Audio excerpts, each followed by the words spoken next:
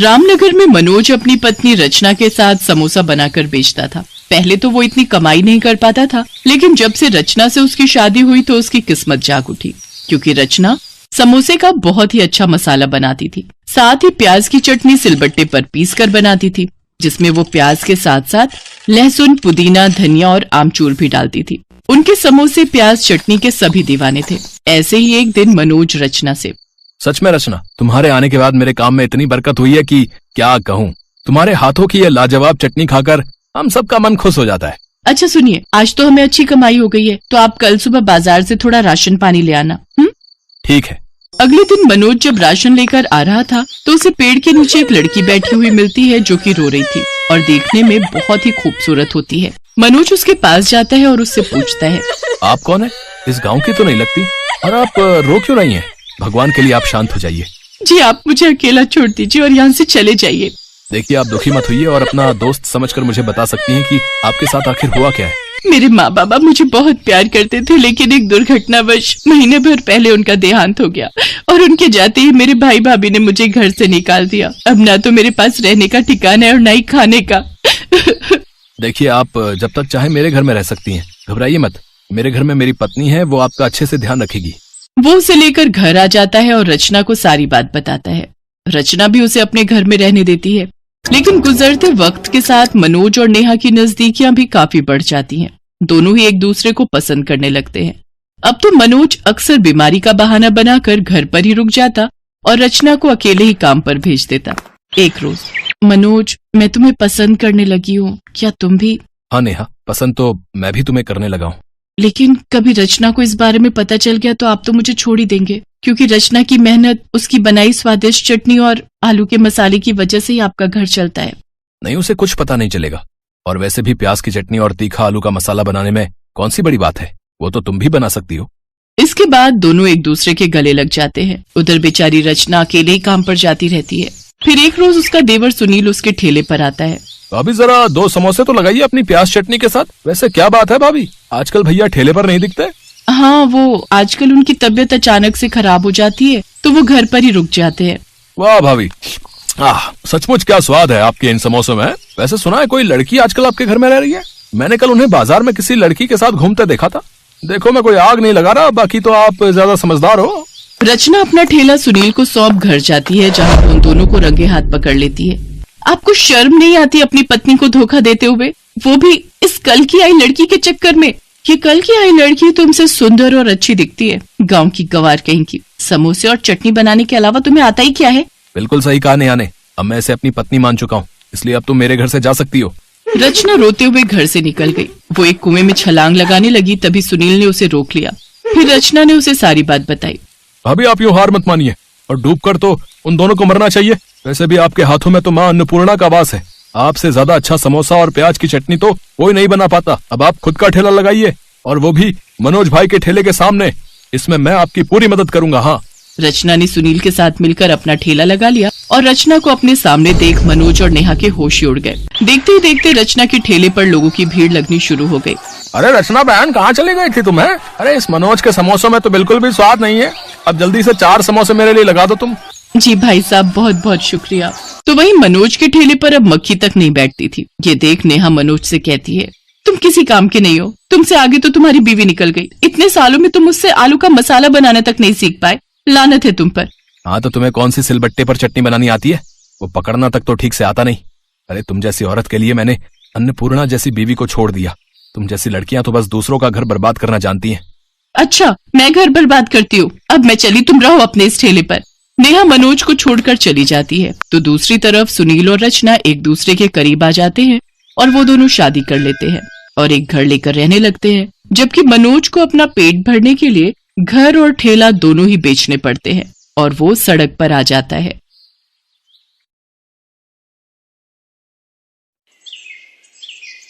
अम्मा, 30 रुपए के जामुन कर दो। हाँ हाँ बिटिया, देती हूँ, ये लो। मम्मी, ये बूढ़ी अम्मा इस उम्र में भी कितना काम कर रही हैं। हाँ बेटा, शायद इनका इस दुनिया में कोई नहीं होगा, तभी तो इतनी उम्र में भी खुद काम कर रही हैं।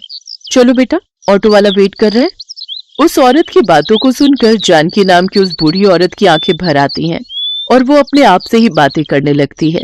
हाँ, आज मैं इस दुनिया में अकेली हूँ, पर कल तक मैं अकेली नहीं थी। मेरा भी परिवार था। पर सुनो जी, पापा को गए 1 महीना हो गया, पर तुम्हारी माँ अभी तक सदमे से बाहर नहीं आई। घर के सारे काम मैं करूं और वो आराम से बैठकर रोटियां तोड़े। मैं कोई नौकरानी नहीं हूँ। तुम इन्हें किसी वृद्धाश्रम में छोड़ाओ, मैं तंग आ गई हूँ इनसे। तुम जानती भी हो सुधा, तुम क्या बोल रही हो? ये घर माँ के नाम है।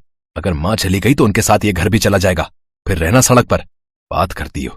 लाओ मेरा टिफिन दो, मैं लेट हो रहा हूँ। विनोद काम पर चला जाता है, तभी जानकी मंदिर से आ जाती है। पोता सूरज भी साथ था।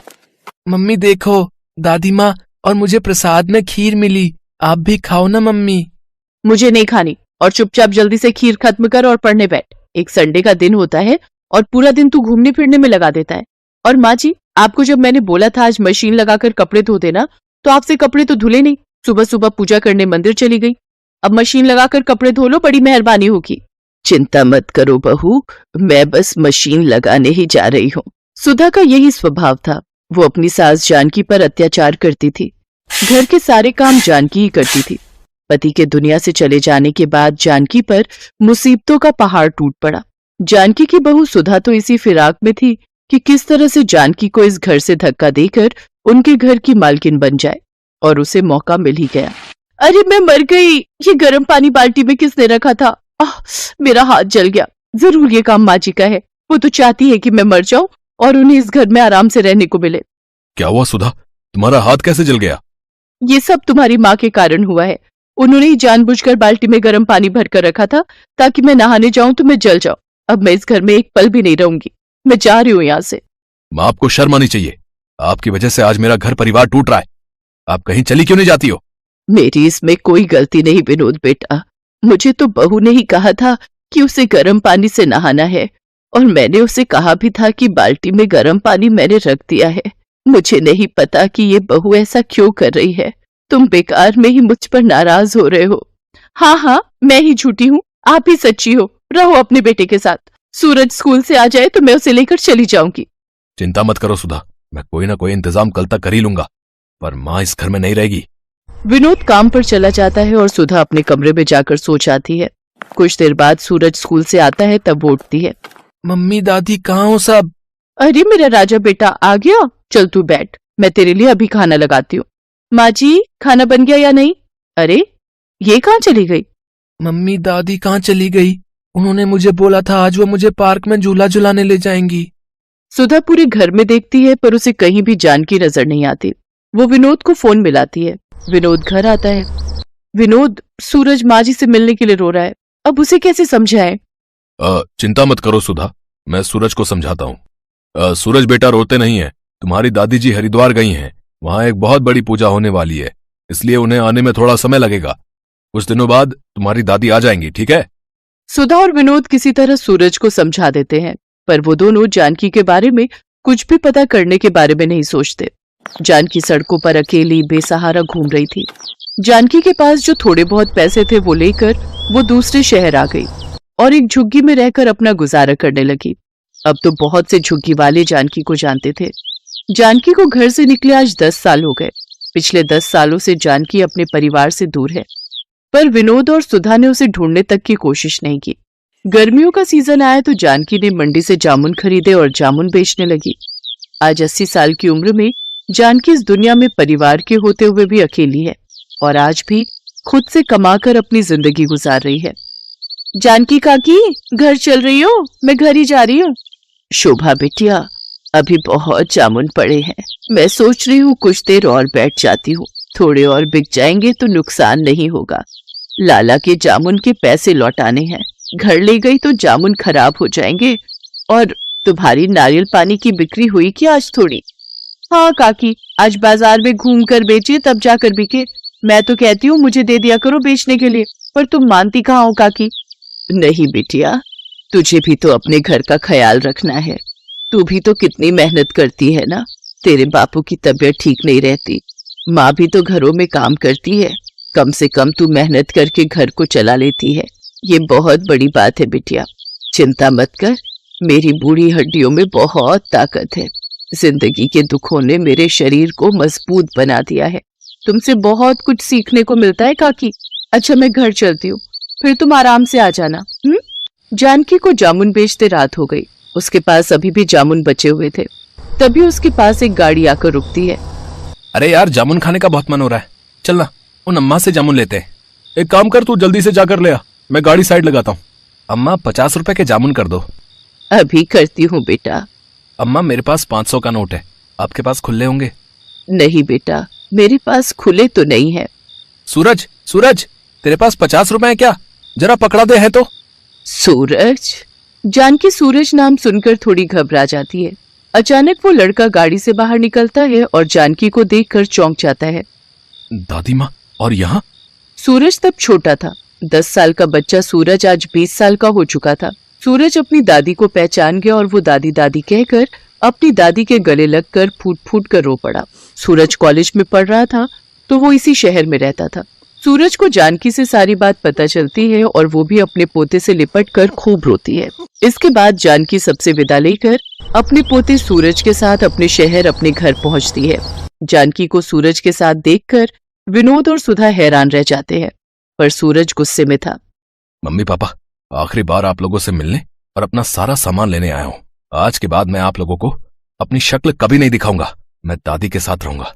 आपने मुझसे झूठ बोला कि दादी माँ हरिद्वार गई हैं, पर आज 10 साल बाद दादी की हालत देखकर सचमुच मुझे आपको अपने माता पिता कहते हुए भी शर्म आ रही है।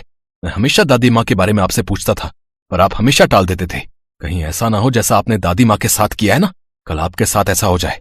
पर नहीं, आपके साथ ऐसा कुछ नहीं होगा, क्योंकि मैं तो आप दोनों के साथ अपने सारे रिश्ते तोड़कर दादी माँ के साथ जा रहा हूँ। नहीं सूरज बेटा, ऐसा मत कर, हम तेरे बिना जी नहीं पाएंगे। हमें माफ कर दो सूरज बेटा, ऐसा मत करो, तुम हमारे बुढ़ापे का सहारा हो। अच्छा, तो दादी माँ के बुढ़ापे का सहारा भी तो आप ही थे ना, तब आपने क्यों नहीं सोचा मैं आप दोनों की नहीं सुनूंगा, मैं दादी माँ के साथ जा रहा हूँ। सूरज जानकी के साथ वापस जाने लगता है। तभी सुधा और विनोद रोते बिलखते जानकी के पैरों में गिर जाते हैं। माँ जी मुझे माफ कर दो, मुझसे गलती हो गई माँ जी।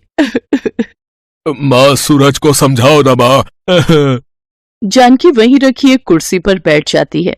नहीं सूरज बेटा, अब मुझे किसी डॉक्टर की जरूरत नहीं। मैं अपने पोता और बेटा बहू से मिल ली। अब जीने की इच्छा नहीं सूरज बेटा। अपने माता पिता को माफ कर देना, अपने माता पिता की खूब सेवा करना। माता पिता का आशीर्वाद भगवान का आशीर्वाद होता है। हमेशा खुश रहना बच्चों। इतना कहते ही जानकी की गर्दन एक ओर लुढ़क गई। ऐसा लग रहा था मानो वो अपने बेटा बहू और पोते से मिलने के लिए ही अब तक इस दुनिया में जिंदा थी। विनोद और सुधा की आंखों में शर्मिंदगी के आंसू थे। सूरज अपनी दादी से लिपटकर बहुत रोता है। आज उसकी दादी गरीबी में जिंदगी के दुखों को झेलते हुए इस दुनिया से जा चुकी।